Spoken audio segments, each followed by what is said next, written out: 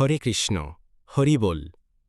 ভক্তমণ্ডলী, সকলকে জানাই শুভ শ্রীকৃষ্ণ জন্মাষ্টমী। আপনাদের হৃদয় আনন্দ ও ভক্তিতে ভরে উঠুক। শুভ জন্মাষ্টমী। আজকে আমরা আস্বাদন করব 2025 জন্মাষ্টমীর ভগবান শ্রীকৃষ্ণের জ্ঞানের সাথে আলিঙ্গন করা। তোমার যা করার করো, কিন্তু লোভ দিয়ে নয়, অহংকার দিয়ে নয়, কাম দিয়ে নয়, হিংসা দিয়ে নয়, বরং ভালোবাসা, করুণা, নম্রতা এবং প্রেম ভক্তি দিয়ে। ধর্মগ্রন্থ থেকে আত্মা। এই জন্মাষ্টমী 2025 সালে ভগবান শ্রীকৃষ্ণের জ্ঞানকে আলিঙ্গন করা। জন্মাষ্টমী 2025 যত এগিয়ে আসছে, শ্রীমদ্ ভাগবত থেকে 8টি শক্তিশালী জীবন শিক্ষা উন্মোচন করুন। ভগবান শ্রীকৃষ্ণের দিব্য জন্ম এবং শিক্ষা আজকের চ্যালেঞ্জগুলিকে স্পষ্টতা এবং করুণার সাথে মোকাবিলা করার জন্য ভক্তি, স্থিতিস্থাপকতা এবং অভ্যন্তরীণ শান্তির ওপর কালজয়ী নির্দেশনা প্রদান করে। 2025 সালের জন্মাষ্টমী যতই এগিয়ে আসছে, ভগবান শ্রীকৃষ্ণের দিব্য জন্মের পবিত্র উৎসব। বিশ্বজুড়ে ভক্তরা শ্রীমদ্ ভাগবতের চিরন্তন জ্ঞানের প্রতি আকৃষ্ট হচ্ছেন। এই শ্রদ্ধেয় ধর্মগ্রন্থটি কেবল শ্রীকৃষ্ণের মনোমুগ্ধকর লীলা বর্ণনা করার চেয়েও বেশি কিছু করে। এটি আমাদের জীবনকে রূপান্তরিত করতে সক্ষম আধ্যাত্মিক সত্য উন্মোচন করে। সমসাময়িক আধ্যাত্মিক নেতাদের শিক্ষার সাথে তাল মিলিয়ে আমরা বুঝতে শুরু করি যে শ্রীকৃষ্ণ কেবল একজন পৌরাণিক ব্যক্তিত্ব নন, তিনি আধুনিক মানবতার জন্য একজন ঐশ্বরিক পথপ্রদর্শক। এই ভিডিওতে আমরা শ্রীকৃষ্ণের জন্ম, ঐশ্বরিক গুণাবলী এবং শ্রীমদ্ ভাগবত থেকে প্রাপ্ত অন্তর্দৃষ্টি দ্বারা সমর্থিত 8টি গভীর জীবন শিক্ষা অন্বেষণ করব। এই শিক্ষাগুলি আধ্যাত্মিক আদর্শের চেয়েও বেশি কিছু। এগুলি আজকের জটিল বিশ্বে স্থিতিস্থাপকতা, স্পষ্টতা এবং অভ্যন্তরীণ আনন্দের হাতিয়ার। জন্মাষ্টমীতে আপনি শ্রীকৃষ্ণের দিব্য জ্ঞান এবং করুণার আশীর্বাদ লাভ করুন। ভগবান শ্রীকৃষ্ণের এই জ্ঞানের কথাগুলি দিয়ে নম্রতা এবং আধ্যাত্মিক জ্ঞানের মূল্যবোধ গড়ে তুলুন। জন্মাষ্টমী ঠিক কাছাকাছি। কৃষ্ণের জন্ম উদযাপন করুন, আনন্দ ভক্তি অনুপ্রাণিত করুন এবং জ্ঞানের পথে এগিয়ে যান। শ্রীকৃষ্ণের ঐশ্বরিক জন্ম এবং উদ্দেশ্য। শ্রীকৃষ্ণের আবির্ভাব অন্য যে কোনো আবির্ভাবের মতো নয়। 5000 বছরেরও বেশি সময় আগে ভাদ্রপদ মাসের অষ্টমী তিথিতে মধ্যরাতে তার আবির্ভাব কোনো জৈবিক জন্ম ছিল না, বরং একটি দিব্য প্রকাশ ছিল। ভাগবত অনুসারে তিনি প্রথমে বাসুদেবের চেতনায় প্রবেশ করেছিলেন এবং দেবকীর হৃদয়ে প্রকাশ পেয়েছিলেন। যখন তিনি আবির্ভূত হন, তখন তিনি তার চতুর্ভুজ বিষ্ণুরূপে আসেন, শঙ্খ, চক্র, পদ্ম এবং গদা দ্বারা সজ্জিত, দিব্য আলো বিকিরণ করেন। এই ধরনের জন্ম একটি বিষয় স্পষ্ট করে তোলে: শ্রীকৃষ্ণ জড় আইন দ্বারা আবদ্ধ নন। তিনি ধর্ম রক্ষা করতে, ধার্মিকতা পুনরুদ্ধার করতে এবং আরও গুরুত্বপূর্ণভাবে দেবী এবং প্রতিটি আত্মার মধ্যে প্রেম গড়ে তোলার জন্য আবির্ভূত হন। শ্রীকৃষ্ণ কেন পৃথিবীতে এসেছিলেন? একটি গভীর দৃষ্টিকোণ। অনেকেই শ্রীকৃষ্ণকে তার অসাধারণ কীর্তির জন্যে চেনেন, গোবর্ধন লীলা উত্তোলন, কংসকে পরাজিত করা অথবা ভগবদ্গীতা প্রদান করা। কিন্তু শ্রীমদ্ ভাগবত তার গভীর অভিপ্রায় প্রকাশ করে। শ্রীকৃষ্ণ কেবল মন্দকে ধ্বংস করতে আসেননি, বরং ভক্তির মাধ্যমে তার কাছে পৌঁছানোর একটি সহজলভ্য পথ তৈরি করতে এসেছিলেন। কলিযুগে যেখানে আধ্যাত্মিক বিক্ষেপ ব্যাপক, সেখানে শ্রীকৃষ্ণের লীলা এবং শিক্ষা পরমেশ্বরকে সহজলভ্য করে তোলে। শ্রীকৃষ্ণ কেবল দুষ্টুদের শাস্তি দেন না, তিনি হৃদয়কে সংস্কার করেন। তিনি আমাদের অনুসরণ করার জন্য উদাহরণ এবং আধ্যাত্মিক পথে চলার শক্তি দেন। আধুনিক সময়ের জন্য শ্রীমদ্ ভাগবত থেকে 8টি জীবন শিক্ষা। আমরা যখন 2025 সালের জন্মাষ্টমী উদযাপনের জন্য নিজেদের প্রস্তুত করছি, তখন এখানে শ্রীকৃষ্ণের শিক্ষা থেকে নেওয়া 8টি রূপান্তরকারী শিক্ষা দেওয়া হলো, যা আমাদের দৈনন্দিন জীবনের জন্য প্রাসঙ্গিক। 1. জীবনের চ্যালেঞ্জগুলিকে করুণার সাথে গ্রহণ করুন। পাণ্ডবদের মতো শ্রীকৃষ্ণের ভক্তরাও প্রচুর কষ্টের মুখোমুখি হয়েছিলেন, তবুও তারা কখনো বিশ্বাস হারাননি। ভাগবত শিক্ষা দেয় যে অসুবিধাগুলি আমাদের পরিশুদ্ধ করে, যেমন আগুন সোনাকে শুদ্ধ করে। যখন আমরা প্রতিকূলতার মুখোমুখি হই, প্রতিরোধের পরিবর্তে আত্মসমর্পণের মাধ্যমে, তখন আমরা আধ্যাত্মিকভাবে বৃদ্ধি পাই। শ্রীকৃষ্ণ কখনও ঝামেলামুক্ত জীবনের প্রতিশ্রুতি দেননি, তবে তিনি প্রতিটি ঝড়ের মধ্যে অটল সমর্থনের আশ্বাস দিয়েছিলেন। ঐশ্বরিক অভিপ্রায়ে বিশ্বাসের সাথে জীবনের মুখোমুখি হন। প্রতিটি পরীক্ষার মধ্যে একটি লুকানো আশীর্বাদ থাকে। 2. আশক্তি ছাড়াই তোমার কর্তব্য পালন করো। নিষ্ঠার সাথে তোমার কর্তব্যে নিয়োজিত থাকো, কিন্তু ফলাফল থেকে বিচ্ছিন্ন থাকো। গীতার জ্ঞানের প্রতিধ্বনি করে ভাগবত ফলাফল থেকে বিচ্ছিন্নতার উপর জোর দেয়। আমাদের কর্তব্য হল আন্তরিকতার সাথে কাজ করা, ফলাফলের উপর আচ্ছন্ন না হওয়া।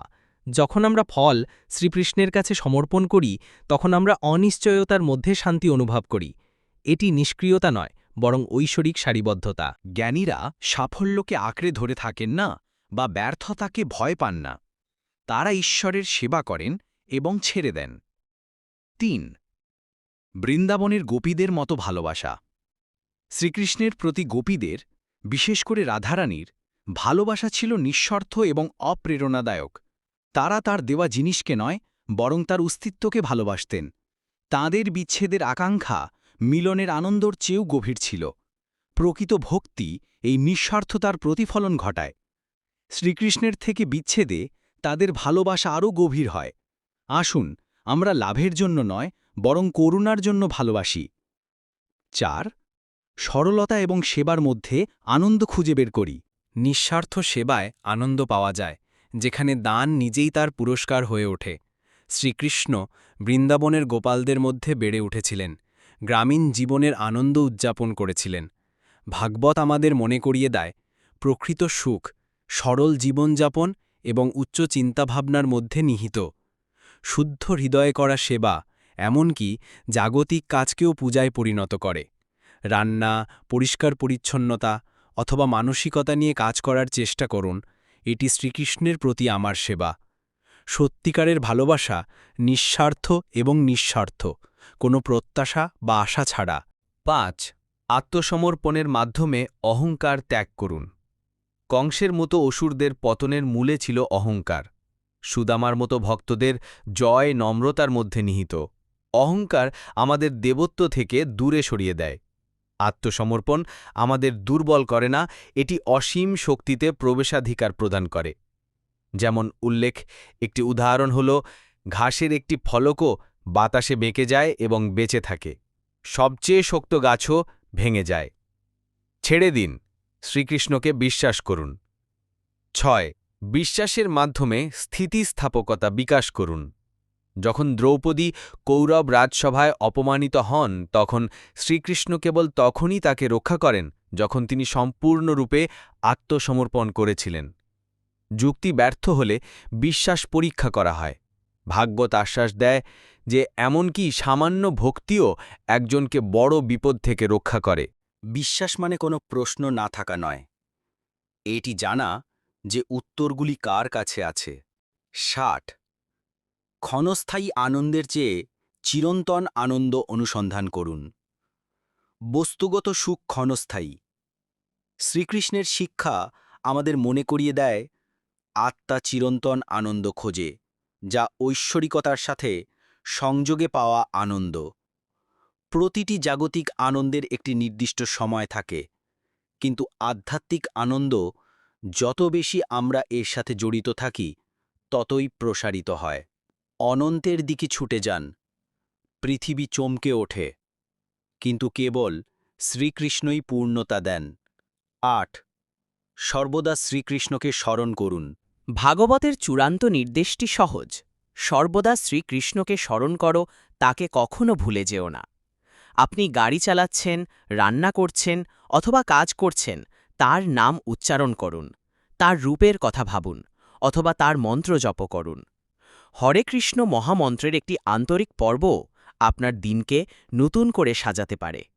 কিভাবে দৈনন্দিন জীবনে শ্রীকৃষ্ণের জ্ঞান আনা যায়? জন্মাষ্টমী উদযাপন কেবল মন্দির পরিদর্শন বা উপবাসের বিষয় নয়, এটি শ্রীকৃষ্ণের শিক্ষাকে বাস্তবায়িত করার বিষয়। দৈনন্দিন জীবনে শ্রীকৃষ্ণের জ্ঞান কিভাবে আনা যায়? জন্মাষ্টমী উদযাপন কেবল মন্দির পরিদর্শন বা উপবাসের মাধ্যমেই নয়, এটি শ্রীকৃষ্ণের শিক্ষাকে বাস্তবে রূপ দেওয়ার মাধ্যমে। সকালের অনুশীলন দিয়ে শুরু করুন।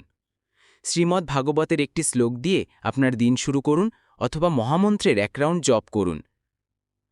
হরে কৃষ্ণ কৃষ্ণ কৃষ্ণ হরে হরে, হরে রাম রাম রাম হরে হরে। বাড়িতে একটি পবিত্র স্থান তৈরি করুন। দিনব্যাপী শ্রীকৃষ্ণের ঐশ্বরিক উপস্থিতি অনুভব করার জন্য আপনার ব্যক্তিগত বেদী হিসাবে একটি শান্ত কোণ নির্ধারণ করুন। একটি ছবি বা দেবতা স্থাপন করুন, একটি প্রদীপ জ্বালান, ভালোবাসার সাথে একটি ফল উৎসর্গ করুন, অথবা ধর্মগ্রন্থ থেকে একটি শ্লোক পাঠ করুন, যাতে প্রতিদিন ভক্তির একটি মুহূর্ত তৈরি হয়। কীর্তন শুনুন। যাতায়াতের সময় বা ঘরের কাজ করার সময় শ্রীকৃষ্ণের গল্প এবং গানে আপনার মন ডুবিয়ে দিন। ভক্তিকে আপনার পরিবেশের অংশ করে তুলুন। উদ্দেশ্যের সাথে জন্মাষ্টমী উদযাপন করুন।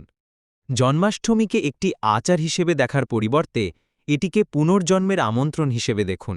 নিজেকে জিজ্ঞাসা করুন, এই বছর শ্রীকৃষ্ণের জীবনের কোন দিকটি আমার সাথে কথা বলে? ঐশ্বরিক বিকাশের জন্য স্থান তৈরি করার জন্য আমি কোন অভ্যাসগুলি ত্যাগ করতে পারি? আমি কিভাবে ঈশ্বরের ইচ্ছার কাছে নিজেকে আরও গভীরভাবে উৎসর্গ করতে পারি? ভগবদ্গীতা 4-7 শ্লোকে শ্রীকৃষ্ণ জগতে অবতীর্ণ হওয়ার কথা বলার পর তিনি গীতা 4-8 শ্লোকে এর 3টি কারণ উল্লেখ করেছেন: দুষ্টদের বিনাশ করা, ধার্মিকদের রক্ষা করা এবং ধর্ম প্রতিষ্ঠা করা। যাই হোক, আমরা যদি এই 3টি বিষয় গভীরভাবে অধ্যয়ন করি, তাহলে 3টি কারণের কোনোটি খুব একটা বিশ্বাসযোগ্য বলে মনে হয় না। 1. ধার্মিকদের রক্ষা করা। ভগবান তার ভক্তদের হৃদয়ে অবস্থান করেন এবং সর্বদা তাদের ভিতর থেকে রক্ষা করেন। এই উদ্দেশ্যে অবতার গ্রহণ করার প্রয়োজন নেই। 2.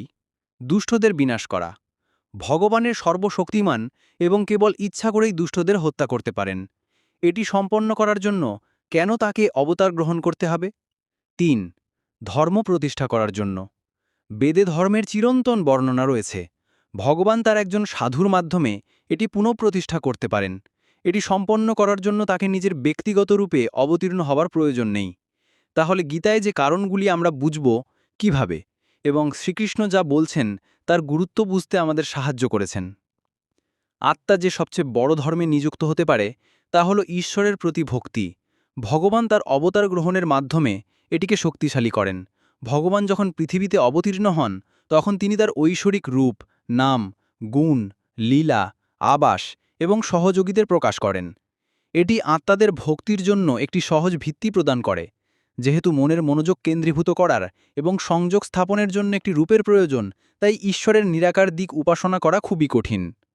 অন্যদিকে ঈশ্বরের ব্যক্তিগত রূপের প্রতি ভক্তি মানুষের পক্ষে বোঝা সহজ, সম্পাদন করা সহজ এবং নিযুক্ত করা মধুর। এইভাবে 5000 বছর আগে ভগবান শ্রীকৃষ্ণের অবতারণের পর থেকে কোটি কোটি আত্মা তার ঐশ্বরিক লীলাকে তাদের ভক্তির ভিত্তি করে তুলেছেন এবং স্বাচ্ছন্দ্য এবং আনন্দ দিয়ে তাদের মনকে পবিত্র করেছেন। একইভাবে রামায়ণ অসংখ্য শতাব্দী ধরে আত্মাদের ভক্তির জন্য একটি জনপ্রিয় ভিত্তি প্রদান করেছে। উপসংহার: অভ্যন্তরীণ রূপান্তরের জন্য একটি ঐশ্বরিক সুযোগ। জন্মাষ্টমী 2025 কেবল একটি উৎসব নয়, এটি একটি সুযোগ, বিরতি, প্রতিফলন এবং ঐশ্বরিক উদ্দেশ্যের সাথে আপনার জীবনকে পুনর্গঠিত করার একটি পবিত্র মুহূর্ত। শ্রীকৃষ্ণ কেবল দাপর যুগের মানুষের জন্য আসেননি, তিনি আমাদের প্রত্যেকের জন্য এসেছিলেন এবং আসবেন। তার বার্তা: ভালোবাসার সাথে বাঁচুন, উদ্দেশ্যের সাথে কাজ করুন, আত্মসমর্পণের সাথে সেবা করুন এবং উৎসকে কখনো ভুলবেন না। 1. শ্রীমদ্ ভাগবত অনুসারে শ্রীকৃষ্ণের জন্ম কি ইউনিক?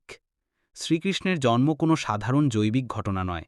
শ্রীমদ্ ভাগবত অনুসারে তিনি দিব্যভাবে প্রকাশিত হয়েছিলেন, প্রথমে বাসুদেবের মনে, পরে দেবকীর হৃদয়ে এবং অবশেষে তার পূর্ণ বিষ্ণু রূপে ঐশ্বরিক প্রতীক দ্বারা সজ্জিত হয়ে।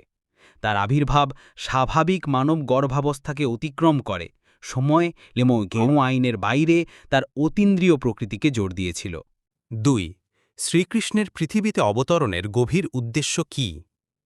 যদিও শ্রীকৃষ্ণ মন্দকে পরাজিত করে ধর্ম পুনরুদ্ধার করেছিলেন, তার প্রাথমিক উদ্দেশ্য ছিল সকল জীবের সাথে প্রেমময় সম্পর্ক স্থাপন করা। তার লীলা অর্থাৎ ঐশ্বরিক লীলার মাধ্যমে তিনি পরমেশ্বরকে সহজলভ্য করে তুলেছিলেন এবং ভক্তিযোগের পথ প্রবর্তন করেছিলেন। এমনকি সাধারণ মানুষও প্রেম ও ভক্তির মাধ্যমে আধ্যাত্মিক পরিপূর্ণতা অর্জন করতে সক্ষম হয়েছিলেন। ৩. আমি কিভাবে আমার দৈনন্দিন জীবনে শ্রীকৃষ্ণের শিক্ষাগুলিকে অন্তর্ভুক্ত করতে পারি? হরে কৃষ্ণ মন্ত্র জপ, শ্রীমদ্ ভাগবতের একটি শ্লোক পাঠ অথবা বাড়িতে একটি ছোট বেদি স্থাপনের মতো সহজ ভক্তিমূলক অনুশীলন দিয়ে শুরু করুন। ভক্তির সাথে সম্পাদিত কর্মগুলি যত ছোটই হোক না কেন, জাগতিক জীবনকে আধ্যাত্মিক অনুশীলনে রূপান্তরিত করে। শ্রীকৃষ্ণ দৈনন্দিন কার্যকলাপে অবিরাম স্মরণ এবং আত্মসমর্পণের ওপর জোর দেন। ৪. কলিযুগে ভক্তিকে কেন সবচেয়ে উপযুক্ত আধ্যাত্মিক পথ হিসেবে বিবেচনা করা হয়? কলিযুগের এই যুগে, যেখানে মানুষ ক্রমাগত বিক্ষেপ এবং মানসিক উত্তেজনার সম্মুখীন হয়, সেখানে কঠোর তপস্যা বা দার্শনিক দুঃখতা বজায় রাখা কঠিন। শ্রীকৃষ্ণ ভক্তিকে সবচেয়ে সহজলভ্য পথ হিসেবে চিহ্নিত করেছিলেন, যার জন্য কেবল আন্তঃপ্রেম এবং যুক্তির প্রয়োজন ছিল, আচার অনুষ্ঠানে নিখুঁততা বা পাণ্ডিত্যপূর্ণ জ্ঞানের প্রয়োজন ছিল না। এমনকি বিশুদ্ধ হৃদয়ে করা সাধারণ নৈবেদ্য তিনি গ্রহণ করেন। ৫. শ্রীমদ্ভাগবতের শ্রীকৃষ্ণের শিক্ষা থেকে জীবনের মূল শিক্ষাগুলি কি কি? ৮টি গুরুত্বপূর্ণ শিক্ষার মধ্যে রয়েছে: জীবনের চ্যালেঞ্জগুলিকে করুণার সাথে আলিঙ্গন করুন, ফলাফলের প্রতি আসক্তি ছাড়াই কর্তব্য পালন করুন, গোপীদের মতো নিঃস্বার্থভাবে ভালোবাসা দিন, সরলতা এবং সেবায় আনন্দ খুঁজুন, ঈশ্বরের কাছে অহংকার সমর্পণ করুন, বিশ্বাসের মাধ্যমে স্থিতিস্থাপকতা তৈরি করুন, ক্ষণস্থায়ী সুখের চেয়ে চিরন্তন সুখের সন্ধান করুন, শ্রীকৃষ্ণকে ক্রমাগত স্মরণ করুন এবং সেবা করুন। এই শিক্ষাগুলি আধুনিক জীবনকে স্পষ্টতা, উদ্দেশ্য এবং শান্তির সাথে পরিচালনা করতে সহায়তা করে। হরে কৃষ্ণ ভক্তমণ্ডলী, আজকের জন্মাষ্টমীর আলোচনা থেকে আপনি মনে করে নতুন কিছু শিখতে বা জানতে পেরেছেন? কমেন্ট করে আপনার মতামত জানাবেন। যদি ভালো লাগে, ভিডিওটি আপনার পরিচিত বন্ধুবান্ধব কাছে শেয়ার করবেন। এবং যারা আমাদের এই চ্যানেলে নতুন, পরবর্তী ভিডিও পেতে চ্যানেলটি সাবস্ক্রাইব করে পাশে থাকুন। জয় শ্রীকৃষ্ণ। শুভ জন্মাষ্টমী। নমস্কার।